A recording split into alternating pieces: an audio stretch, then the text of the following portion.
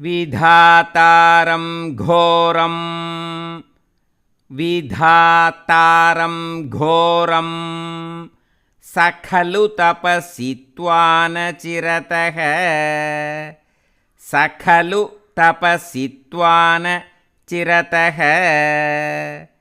पुरः साक्षात् कुर्वन् पुरः साक्षात् कुर्वन् सुरनरमृगाद्यैः अनिधनं सुरनरमृगाद्यैः अनिधनं वरं लब्ध्वा तृप्तो वरं लब्ध्वा तृप्तो जगदिह भवन्नायकमिदम् जगदिह भवन्नायकमिदम् परिक्षुन्दन् इन्द्रात् परिक्षुन्दन् इन्द्रात् अहरत दिवं त्वाम् अगनयन् अहरत दिवं त्वाम् अगनयन्. Now again let us repeat. विधातारं घोरं विधातारं घोरं स खलु तपसित्वा न चिरतः स खलु तपसित्वा न चिरतः पुरः साक्षात् कुर्वन् पुरः साक्षात् कुर्वन् सुरनरमृगाद्यैः अनिधनं सुरनरमृगाद्यैः अनिधनं वरं लब्ध्वा तृप्तो वरं लब्ध्वा तृप्तो जगदिह भवन्नायकमिदम् जगदिह भवन्नायकमिदम् परिक्षुन्दन् इन्द्रात् परिक्षुन्दन् इन्द्रात् अहरत दिवं त्वाम् अगनयन् अहरत दिवं त्वाम् अगनयन्. Now let us sing line by line slowly. विधातारं घोरं स खलु तपसित्वा न चिरतः विधातारं घोरं स खलु तपसित्वा न चिरतः पुरः साक्षात् कुर्वन् सुरनरमृगाद्यैः अनिधनं पुरः साक्षात् कुर्वन् सुरनरमृगाद्यैः अनिधनं वरं लब्ध्वा तृप्तो जगदिह भवन्नायकमिदम् वरं लब्ध्वा तृप्तो जगदिह भवन्नायकमिदम् परिक्षुन्दन् इन्द्राद् अहरद दिवं त्वाम् अगनयन्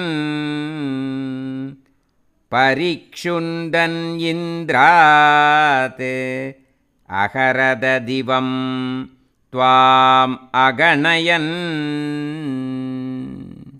Now again let us sing line by line slowly. विधातारं घोरं स खलु तपसित्वा न चिरतः विधातारं घोरं स खलु तपसित्वा न चिरतः पुरः साक्षात् कुर्वन् सुरनर मृगाद्यैः अनिधनं पुरः साक्षात् कुर्वन् सुरनरमृगाद्यैः अनिधनं वरं लब्ध्वा तृप्तो जगदिह भवन्नायकमिदं वरं लब्ध्वा तृप्तो जगदिह भवन्नायकमिदं परिक्षुन्दन् इन्द्राद् अहरददिवं त्वाम् अगनयन् परिक्षुन्दन् इन्द्रात् अहरददिवं त्वाम् अगणयन्. Now let us sing the full sloka slowly. विधातारं घोरं सखलु तपसित्वान चिरतः पुरः साक्षात् कुर्वन् सुरनरमृगाद्यैः अनिधनं वरं लब्ध्वा तृप्तो जगदिह भवन्नायकमिदं परिक्षुन्दन् इन्द्रात् अहरददिवं त्वाम् अगनयन्. Now again let us repeat the full sloka. विधातारं घोरं सखलु तपसित्वान चिरतः पुरः साक्षात् कुर्वन् सुरनरमृगाद्यैः अनिधनं वरं लब्ध्वा तृप्तो जगदिह भवन्नायकमिदं परिक्षुन्दन् इन्द्रात् अहरददिवं त्वाम् अगनयन्. And now let us practice how we should sing in the Parayanams. This version will be little bit faster, okay? विधातारं घोरं सकलु तपसित्वान चिरतः पुरः साक्षात् कुर्वन् सुरनरमृगाद्यैः अनिधनं वरं लब्ध्वा तृप्तो जगदिह भवन्नायकमिदं परिक्षुन्दन् इन्द्रात् अहरतदिवं त्वाम् अगनयन्.